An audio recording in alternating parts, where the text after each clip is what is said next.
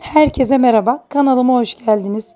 Bu videoda 5 dakikada hazırlayabileceğiniz çok lezzetli peynirli poğaça tarifi vereceğim. Özellikle kahvaltı için mutlaka deneyin.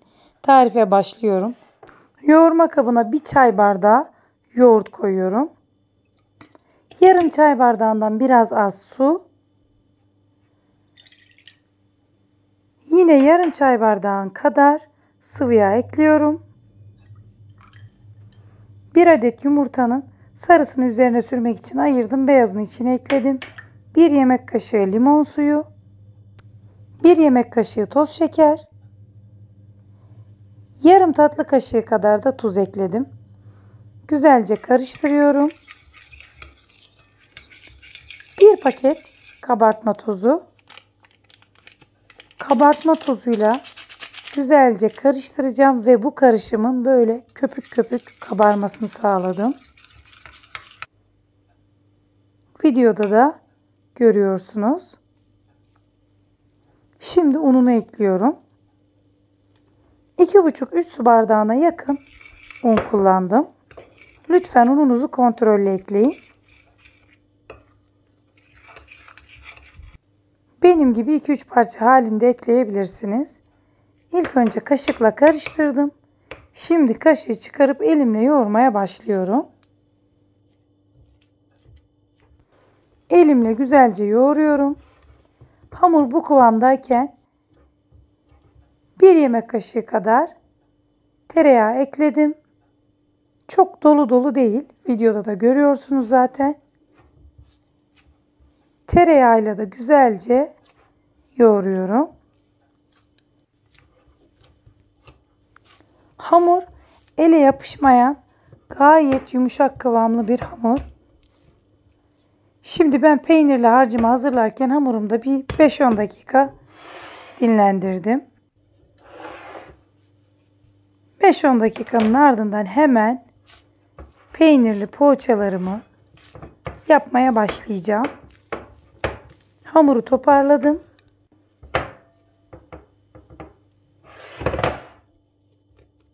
Hamuru tezgaha aldım ve bu şekilde uzatıyorum. Uzatmış olduğum hamurdan tam 12 eşit parça böleceğim. Hamuru parçalara böldüm ve videoda gördüğünüz gibi bu şekilde elimle bezelerimi hazırlıyorum.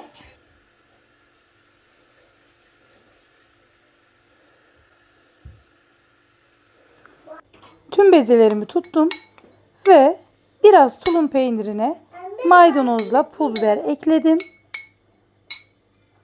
Poğaçalarımın içini bununla dolduracağım. Lütfen videoyu dikkatli izleyin. Böyle avuç içi büyüklüğü kadar hamurumu elimle açıyorum. Kenarından tam orta noktasına gelecek şekilde bir kesik attım. Hazırlamış olduğum peynirli harcı tam kenarına yerleştirdim ve uç kısmını yapıştırıyorum. Bu şekilde hamurumu doluyorum. Şekil vermesi çok kolay. Görüntüsü harika. İnanın lezzeti görüntüsünden bile güzel. Tekrar gösteriyorum. Lütfen bu aşamada videoyu dikkatli izleyin. Siz izlerken ben de küçük bir hatırlatma yapmak istiyorum. Videolarımı beğeniyorsanız ve yüklediğim yeni videolardan haberdar olmak istiyorsanız kanalıma abone olun ve o yan taraftaki bildirim tuşuna dokunmayı unutmayın lütfen. Ayrıca bu poğaça hamurunun şekli hakkında da bana yorum yazarsanız çok sevinirim. Ve sizler de eğer denerseniz fotoğrafını çekip bana Instagram'dan Nefis Sanal Lezzetler adresinden gönderebilirsiniz.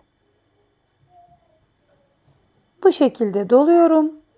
Alt kısmını sıkıştırıp poğaçam hazır. Tüm poğaçalarımı hazırladım ve tepsiye dizdim. Şimdi yumurta sarısının üzerine 1 yemek kaşığı kadar sıvı yağ ekledim. Ve yumurta sarısını güzelce çırpıyorum. Poğaçaların her yerine gelecek şekilde yumurta sarısını güzelce sürüyorum.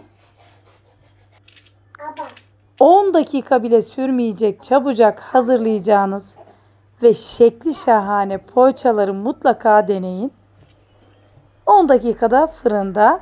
Üzerlerini biraz da susamla süslüyorum. İsteyenler çörek otu da kullanabilir.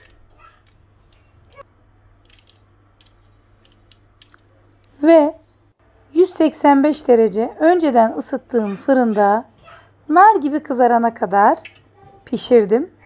20-25 dakika arası pişiyor.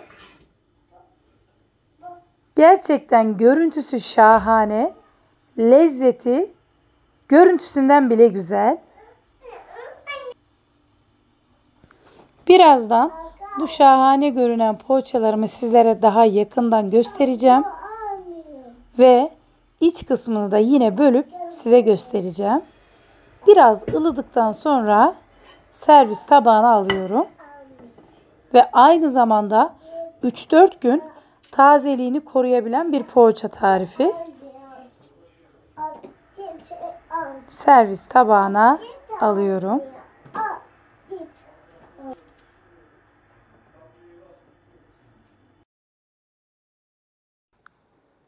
Gerçekten sofraya koyduğunuzda bakmaya bile kıyamayacaklar. O derece güzel ve şık gözüküyor. İşte sizlere daha yakından gösteriyorum. Her yeri gayet güzel pişmiş. Ve önemli olan iç kısmını da sizlere göstereceğim.